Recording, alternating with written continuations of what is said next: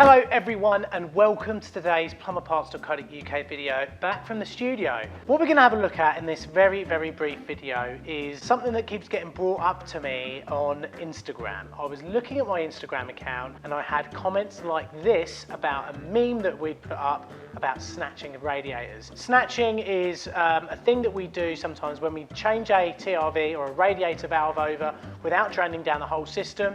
If you've got a pressurized system, snatching usually involves us dropping the pressure out of the system but not draining it, whipping that radiator valve off and then popping it back on again. And I had a look at some of the comments that you guys have been putting up there saying, oh, I've done this, I've done that. It got me thinking about the worst ever thing I've done as a plumber and the most amount of damage that I've caused as a plumber. So I thought that's what I'm going to tell you in this brief video, and also I'm going to give you the heads up on some of the great videos that we've got in production at the moment. Please subscribe to us, please like, and also comment about your biggest cock-ups. If it's plumbing, then that's great. If it's not even that, just comment it below. I will reply and read all of them. I love seeing all your comments. Anyway, without further ado, let's get on with the video, and remember to hold tight. So anyway, this was the meme, or mem as I like to say, because it's spelt bloody mem. But anyway, when your boss says, we're gonna have to do this live, get the wet vac, we're going to snatch it.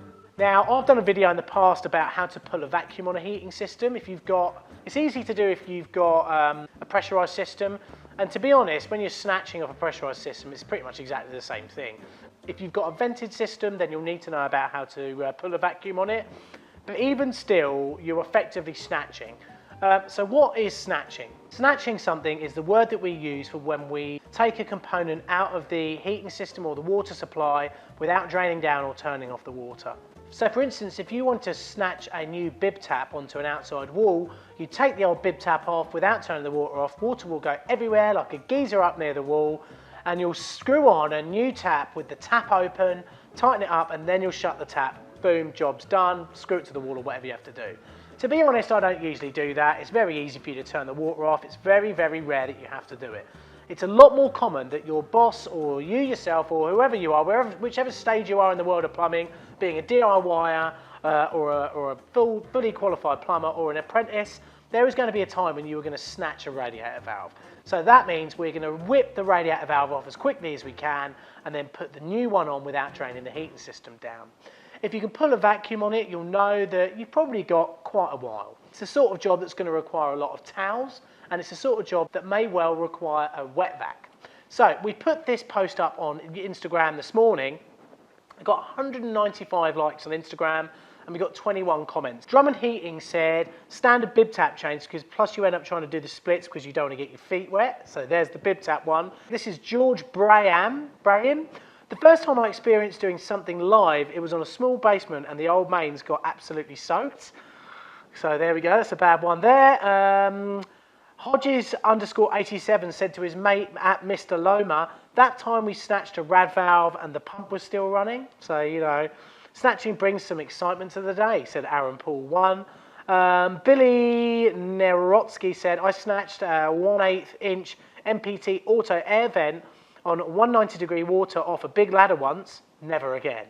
Joe Brudenell, oh, we love a snatch. I'm not sure he's on about what we're on about here.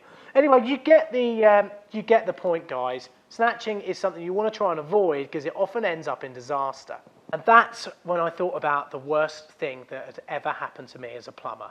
Something that I've never told any of you guys, over 300 videos, and I think we've nearly got 100,000 subscribers now as I'm filming this. It's probably about 10 or 15 years ago, maybe more actually, God, I'm old. I was working with my dad, Daddy-O, and we were working in about 5 or 6 story office block in the centre of Cambridge. I don't know if you guys have ever heard of a Flamco automatic air vent. Well, Flamco automatic air vent you'd get in a lot of commercial settings, and I did my time as a commercial heating, ventilating and air conditioning guy, so I was used to working on these systems. Quick background on this as well, most commercial systems don't have the filling loop that you'd expect to have in a normal domestic situation, nor do they tend to have a feed and expansion tank in the loft. Oh no. What they have is a massive tank, usually in the underground basement or plant room as we call it, and that is connected to a pump set. The pump set will then, if they notice a drop in pressure in the system, will endeavour to top that up as quickly as bloody possible, all right? so you don't want no leaks. So we're called over to a simple job to change an automatic air vent that's been leaking in the ceiling space, the false ceiling space above a office. There's probably about 80 computers below us spread out over this lovely area. It's a very common thing for automatic air vents to go wrong because they're effectively a moving part. It takes a small amount of gunk or crap to get underneath one of the seats and then start to let a slow dribble of water out. You'll often see an automatic air vent with lovely crusty limescale all over it, and it definitely needs changing. Flamco's automatic air vents are no different. They sometimes go wrong. It's a moving part, it's a part of life. So we go out there to do it. It was about 3 o'clock in the afternoon, and I'll be honest with you, I was pressed for time. I'm in my early 20s. I want to get back home, get down to the pub and see my mates or something. I can't remember what it was. But I said to Dad, Dad, it's a Flamco one. It says Flamco on it. It's got one of the red plastic caps. I know that we can undo the Flamco, the actual main body of the automatic air vent, and part of the Flamco's ingenious design is the bottom iron that goes into the main pipework has a small plastic jumper with a little rubber seat under it, so as you undo the air vent, the jumper comes up, makes a watertight seal, and you can take the air vent out. You don't have to drain a drop out the heating system. So you can put a new air vent in and everything's going to be okay. My dad would be about 65 at this time, and being daddy-o, he's like, look mate, I think we should drain the whole heating system out. We've got 4 or 5 stories worth of water above us here. I think we should drain it out, mate. I was like, Dad, come on, I've got to go, you know, I'm in a right old rush, let's just sort it out, let's get on with it. And so it begins, okay, we get some steps out, we lift off, you know, we've got the tiles out the way, it's nice and dark, I've got an area about this height to sort of work in.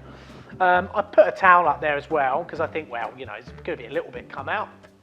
And start undoing the automatic air vent.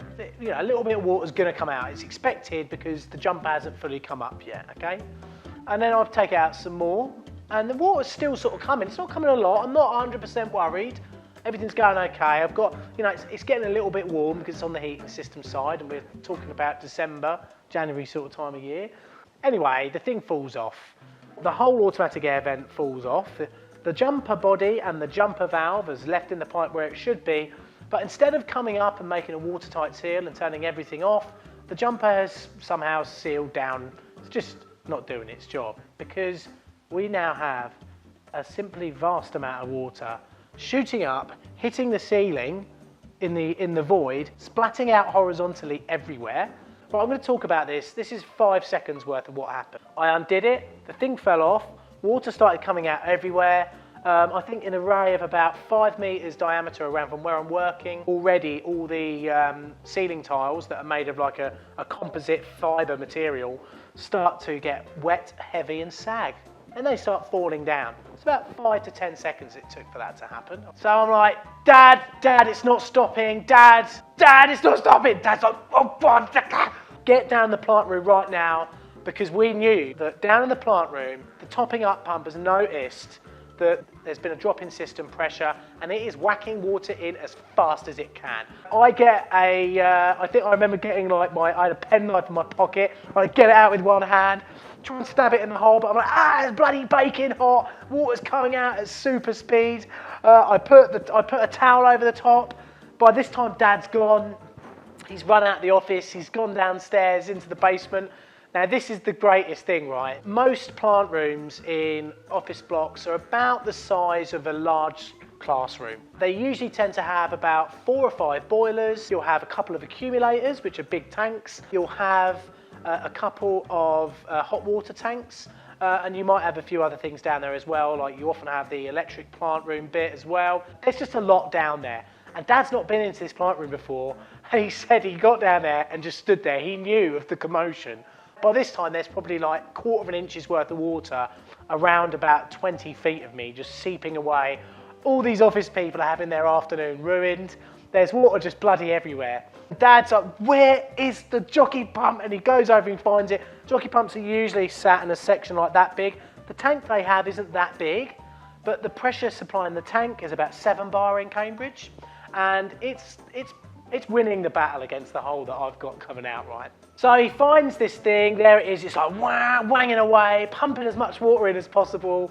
I'm sort of 20 feet away as the crow flies, getting like trying to stem this hot flow of boiling hot water coming out at high pressure, standing on top of these steps.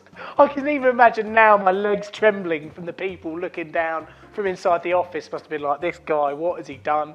They probably had heard the conversation I'd had with Dad as well about, you know, let's just whip this Flamco off. They've got that special thing. We can just take it off and put another one on. So yeah, Dad eventually goes to the electrical board, finds where the pump thing is, switches that off, gets a hose on outside, takes it outside and starts draining the system down. But obviously we've got, you know, 4 stories worth of water above us in all the radiators. And it did take, I think it took a good sort of half an hour of full flow of water to come out before it stopped and before the whole complete catastrophe had stopped. Before the water had stopped, I wouldn't say the catastrophe had stopped, because we totaled about 10 or 20 computers. We'd ruined the working day of an office for the last sort of 3 hours of it, or whatever it would have been. I was like cocksure of myself, wasn't I? You know, and it's to this day, you know what? I'm learning to fly, right, on my other YouTube channel. I'm talking about that. I learned so much more about flying an aircraft and landing it and taking off when I cock up my landings and I cock up my takeoffs, all right?